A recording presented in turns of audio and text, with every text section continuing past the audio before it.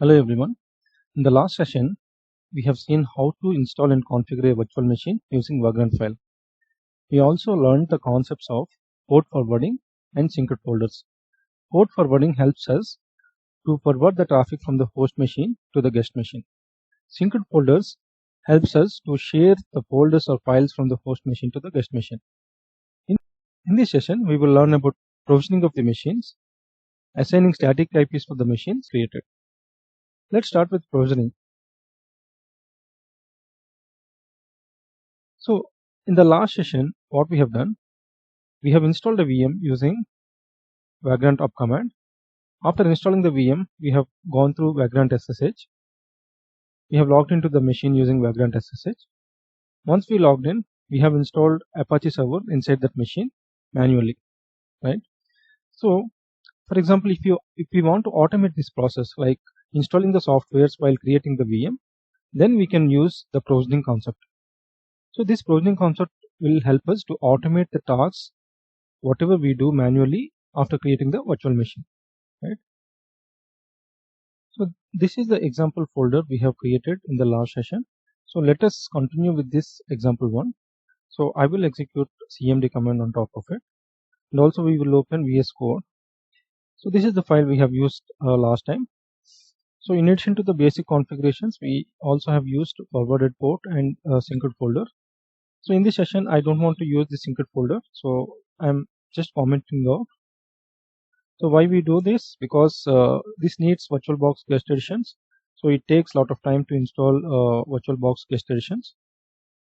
So we have commented this out. So let's continue with provisioning on this file.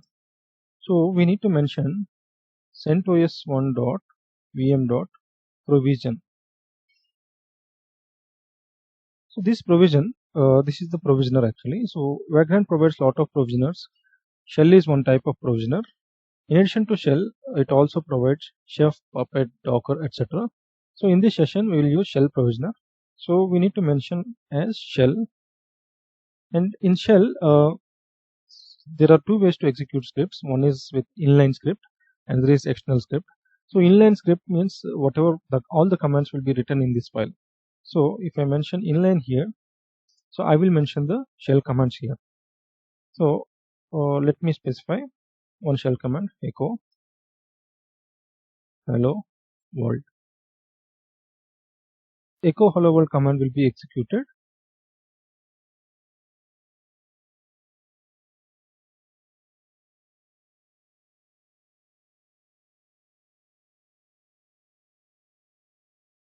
So in addition to the creating the machine using Vagrant up command, it also does the provisioning part in this section as per the configuration we have mentioned in our Vagrant file.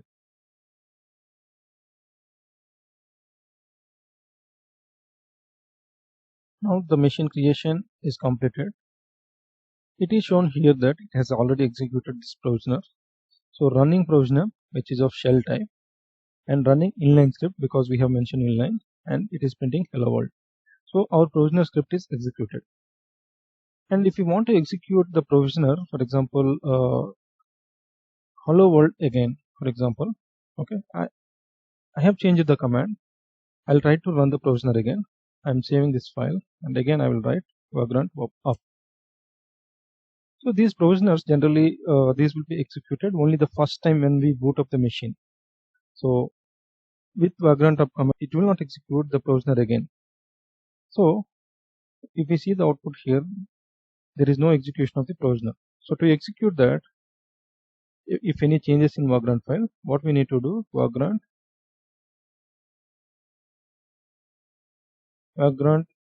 up hyphen provision. So this is one way we can specify Vagrant up hyphen provision. So if we specify like this, it will execute the provisioner. So now it has executed the provisioner. We can also do with Vagrant provision. So that also we can check. Hello world second time. So I am saving this. Again I will execute Vagrant provision.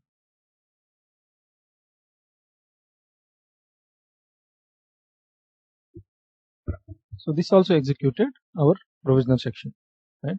So we need to mention whenever we have any changes, we need to mention vagrant provision or vagrant up provision. There is one more command like vagrant reload provision that also we can specify. So these are different ways. If you don't specify this provisioning part after the creation of the machine, the provisioner part will not be executed by default. Either we need to mention vagrant provision or vagrant up provision or vagrant reload provision. Now we have executed the basic shell command. So let us try to execute some script here. So we can mention an inline script. So we can mention like a Ruby variable. So here we can mention all the commands whatever we write, right? So here we need to mention like a here document. So we need to specify two less than symbols, and we have to specify one hyphen. We have to give any tag here. So I'm giving like script tag. So the next commands after this tag will be our shell commands which will be executed. So what are the commands we'll give? So in the last session we have seen how to install a Apache web server using some commands. The same commands we will execute now. Sudo yum install httpd and sudo systemctl start httpd and also sudo systemctl status httpd. So these are the three commands we will execute now as part of our provisioner. So let me end this tag now, script. Okay, so now this script tag is ended. That means these three commands will be executed as part of our script. So this script variable we will specify now. So copy this. So in this file, one more thing we forgot to add. So we need to add Y flag here. So this will avoid asking us inputs while installing this httpd package. And we'll try to run the command load provision. So our machine is already there, so that's why we are executing with provision flag.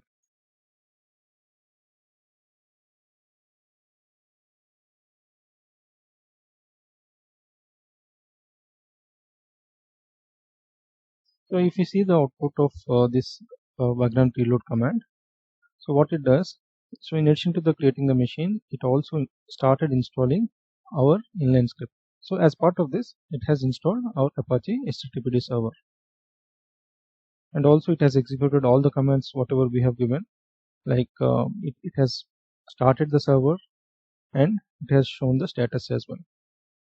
Okay, so this is how we will execute inline scripts inside a vagrant file. So this is one way. Another way is like we can write the script externally and we can invoke the script from this file as well. So that also we'll do. Let's do one thing. So I'll remove this part. I'll copy these commands and I'll create a new file here.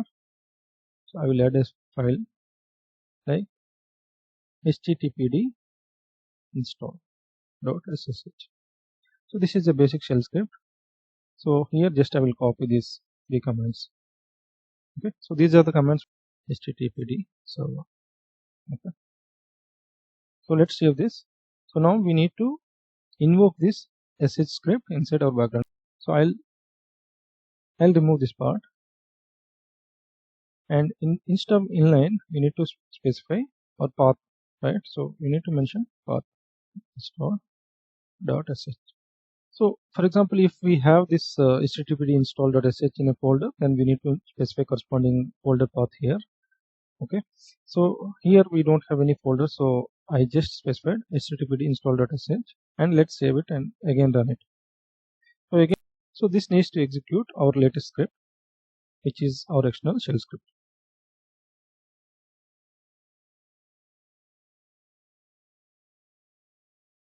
So it has executed our script here. We can see our echo command here, like installing HTTPD server. So later it has tried to install the HTTPD server because it is already installed in that machine. So there is no much output, and it has shown the status to us. Okay, so the status of the HTTPD server. So this is how provisioners will work in Vagrant. So this provisioning part helps us to install or configure softwares while booting the machine itself instead of doing manually. Our next part is assigning static IPs for the machines. So we can connect to the machine Vagrant SSH. We'll see the IP address of the machine. We have connected to the machine. Let us check the IP address. The IP address is like 10.0.2.15. So this is the default IP address which will be assigned when we create a machine.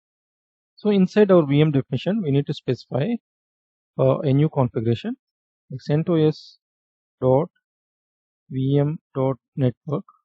So this needs to be specified with network. So we need to specify private network. Okay, so this is the tag we have to give. So while mentioning this, we also need to specify the IP address. So let us specify like 10.0.2. So instead of 15, I'm specifying 10. Okay.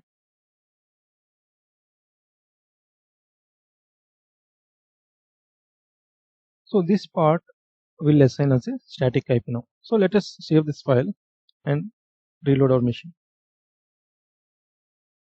So I'm exiting from this session. Grunt reload -provision. So we do not need to execute Trojan again if you don't want to install HTTPD server again. So here what it does, it clears any previously set network interfaces, and also it clears previously set forwarded ports. And after that it is booting the VM. Okay. So now the machine is rebooted. Let us check the IP address of this machine. Grunt SSH. So we do not need to specify the machine name when we give Vagrant SSH when we have a single machine. So now we have connected to the machine. Let us check the IP address. So our IP address is like 10.0.2.10. So this is assigned to Ethernet 1 interface. Okay. It has assigned a new network interface for us, and it has assigned 10.0.2.10/24 address. So this is how we will assign a IP address to a machine.